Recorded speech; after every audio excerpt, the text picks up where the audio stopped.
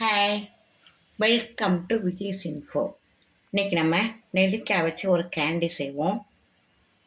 Daily நெல்லிக்காய் சாப்பிட்றது உடம்புக்கு நல்லது. ஆனால் நம்ம சாப்பிட முடியாது. டெய்லி காலையில் எழுந்திரிச்சோன்னே ஜூஸ் போடவோ இல்லாட்டா கட் பண்ணி சாப்பிட்றதுக்கு ரொம்ப சோம்பலாக இருக்கும். அதனால் நம்ம இப்போ இதே மாதிரி கேண்டி செஞ்சு வச்சுட்டோன்னா குழந்தைங்கலேருந்து பெரியவங்க ஈஸியாக சாப்பிட்றதுக்கு நல்லாயிருக்கும். இது நல்லா கெட்டு போகாமல் நம்ம ஒரு மாதம் வரல கூட நல்லா அழகாக எடுத்து சாப்பிட்லாம். இதை எப்படி சாப்பிட்லான்னு பார்க்கலாம்.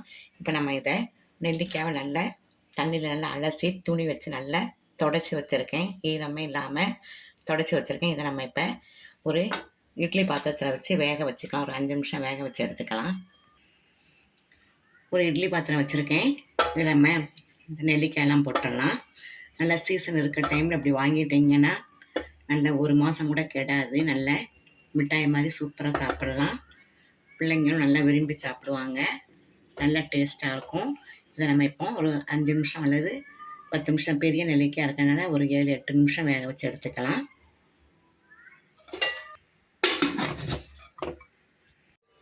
இப்போ நெல்லிக்காவை இந்த அளவு வேக வச்சுக்கலாம். ரொம்ப நைஸாக வேக வைக்க வேண்டாம். இப்படி நம்ம உதுத்து எடுக்கிற மாதிரி வேக வச்சா போதும். இப்போ இதை நல்லா ஆற வச்சாச்சு. இப்போ இதில் உள்ள கொட்டையெல்லாம் எடுத்துகிட்டு நம்ம மசிச்சு வச்சுக்கலாம். இல்லாட்டா மிக்சியில் போட்டு ஒரு அடி அடிச்சிருவோம். நல்லா வெந்துருச்சு பாருங்கள். ரொம்ப வேக வேண்டாம். இந்த அளவு வெந்தால் போதும். இதில் உள்ள சீடெலாம் நம்ம எடுத்துருவோம்.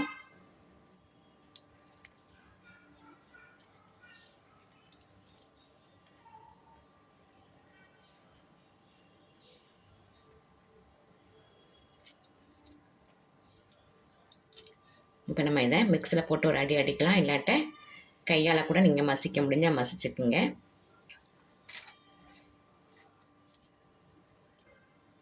நான் மிக்சியில் தான் அடிக்க போகிறேன். மிக்சி ஜாரை நல்லா தொடச்சிட்டு ஈரம் இல்லாமல் நல்லா தொடச்சிட்டு இப்போ நம்ம இந்த நெல்லிக்காய் இதில் போட்டுடலாம். ரொம்ப நைஸாக அரைக்க வேண்டாம். 1-2 திப்பி அரைச்சா போதும். அது கையாலேயும் மசிச்சுக்கலாம், நல்லாயிருக்கும். இப்போ நெல்லிக்காய் நல்லா இந்த அளவுக்கு அரைச்சாச்சு. இப்போ நம்ம 1/4 கிலோ நெல்லிக்காய் எடுத்துருக்கேன். அதே அளவு நம்ம வெல்லம் அல்லது நாட்டு சர்க்கரை எடுத்துக்குவோம். நான் வெல்லம் எடுத்திருக்கேன். நீங்கள் ஜீனி பிடிக்கினா கூட ஜீனி போட்டுக்கலாம். இதே அளவு 1/4 கிலோ எடுத்திங்கன்னா அதே அளவில் எடுத்துக்கிட்டு ஜீனியும் எடுக்கலாம், நாட்டு சர்க்கரை வெல்லம் உங்கள் வீட்டில் என்ன பிடிக்குமோ அதை எடுத்துக்கோங்க. இதை நம்ம இப்போ ஒரு கொஞ்சமாக தண்ணி விட்டு காய்ச்சி வடிகட்டிக்கலாம். ஏன்னா குப்பை எதுவும் இருக்குதுன்னா நம்ம வடிகட்டி எடுத்துக்குவோம். கொஞ்சமாக இது மூழ்கிற அளவு மட்டும் தண்ணி விட்டுக்கலாம். ஃபஸ்ட்டு அடுப்பு பற்ற வைக்க வேண்டாம். இப்போ நம்ம தண்ணி விட்ட பிறகு அடுப்பு பற்ற வச்சுக்குவோம்.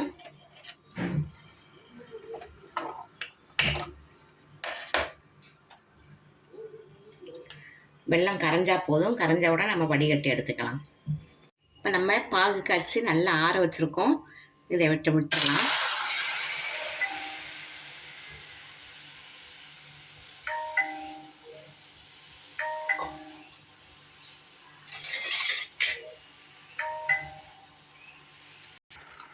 ரெண்டு நிமிஷம் பாகு இப்படி கொதித்த உடனே நம்ம நெல்லிக்காவை நல்லா கழுவி வேக வச்சுருக்கோம். வேக வச்சு இதை அரைச்சி வச்சுருக்கோம்லே அந்த நெல்லிக்காய் அதில் போட்டுடலாம்.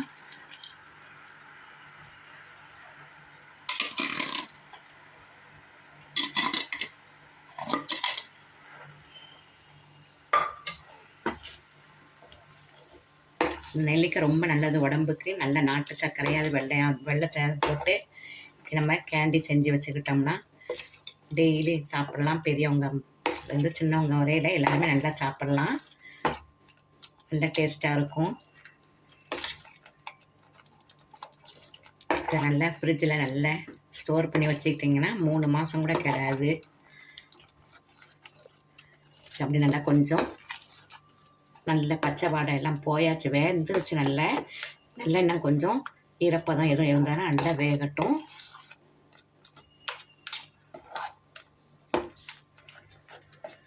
நல்லா போடுங்க வெல்லத்தை, அப்போ தான் டேஸ்ட் நல்லாயிருக்கும்.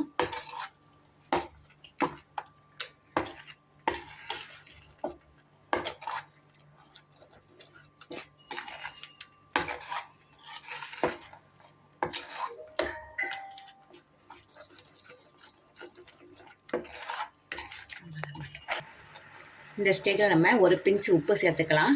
இனிப்பு கொஞ்சம் உப்பு சேர்த்தா தான் டேஸ்ட் நல்லாயிருக்கும். கொஞ்சமாக சேர்த்துக்குங்க உப்பு.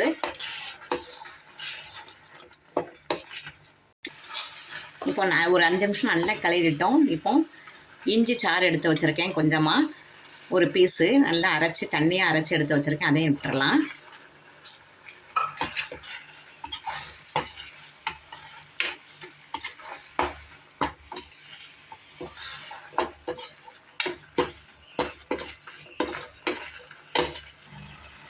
இந்த ஸ்டேஜில் நம்ம கொஞ்சமாக ஒரு ஸ்பூன் நெய் விட்டுக்கலாம், நல்லா கிளாஸியாக இருக்கும்.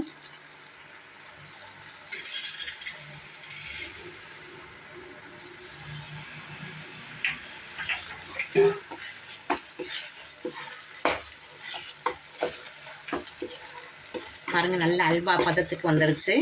நான் ஒரு 2 நிமிஷம் மட்டும் நம்ம கிளறிடுவோம்.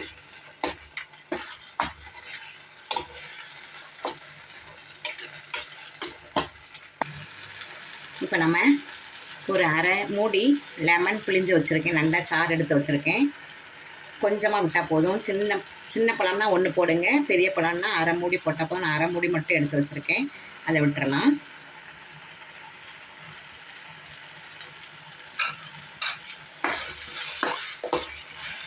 லெமன் போட்ட பிறகு 1 நிமிஷம் மட்டும் நம்ம கிளறிட்டு அடுப்பு ஆஃப் பண்ணிடலாம்.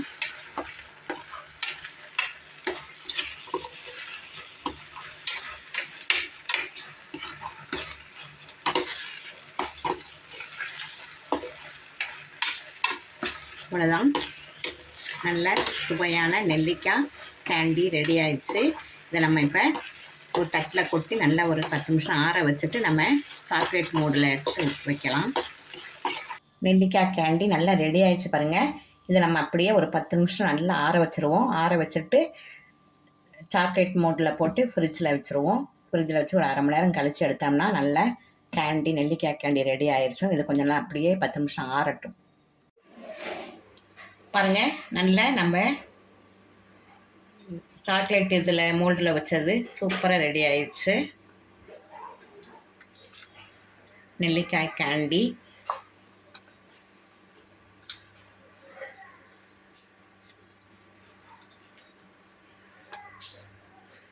இதை நீங்கள் அப்படியே ஃப்ரிட்ஜில் கூட வச்சுக்கலாம், இல்லாட்டா ஒரு டப்பாவில் கண்டெய்னரில் போட்டு இன்னும் கொஞ்சம் நேரம் கூட ஃப்ரீசரில் வச்சுட்டு ஒரு டப்பாவில் போட்டு அடைச்சி வச்சுக்கிட்டிங்கன்னா டெய்லி அழகாக சாப்பிட்றதுக்கு சூப்பராக இருக்கும்.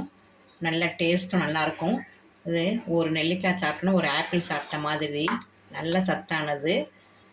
நீங்கள் ஆப்பிள்லாம் விலை கொடுத்து ரொம்ப நிறைய விலையை கொடுத்துலாம் வாங்க வேண்டாம். இதே மாதிரி நீங்கள் நெல்லிக்காய் வச்சு செஞ்சாவே போதும். உங்களுக்கு வந்து நோய் எதிர்ப்பு சக்தி எல்லாமே இந்த நெல்லிக்காயிலேயே நம்ம இஞ்சி சேர்த்துருக்கோம், லெமன் சாறு ஊற்றிருக்கோம். இதே நம்ம லாலிபாப் மாதிரி நான் செஞ்சு வச்சுருக்கேன் பாருங்கள். குழந்தைங்க விரும்பி நல்லா சாப்பிடுங்க. இப்படி லாலிபாப் மாதிரி டெய்லி ஒன்று கொடுத்துட்டீங்கன்னா சூப்பராக பிள்ளைங்க நல்லா சப்பி சப்பி சாப்பிட்றதுக்கு செம்ம டேஸ்ட்டாக இருக்கும். நல்ல அசத்தலான நெல்லிக்காய் கேண்டி ரெடி ஆயிடுச்சு. செய்கிறது ரொம்ப சுலபம்தான், ஆனால் நல்லா சத்தானது. இதை வீட்டில் நீங்கள் செஞ்சு கொடுங்க எல்லாருக்குமே. இந்த ரெசிபி உங்களுக்கு பிடிச்சிருக்கும். பிடிச்சிருந்தால் லைக் பண்ணுங்கள், ஷேர் பண்ணுங்கள், சப்ஸ்கிரைப் பண்ணுங்கள், பெல் ஐக்கானை தட்டி விடுங்க. மற்றும் ஒரு நல்ல ரெசிபியுடன் உங்களை சந்திக்கிறேன். பாய்.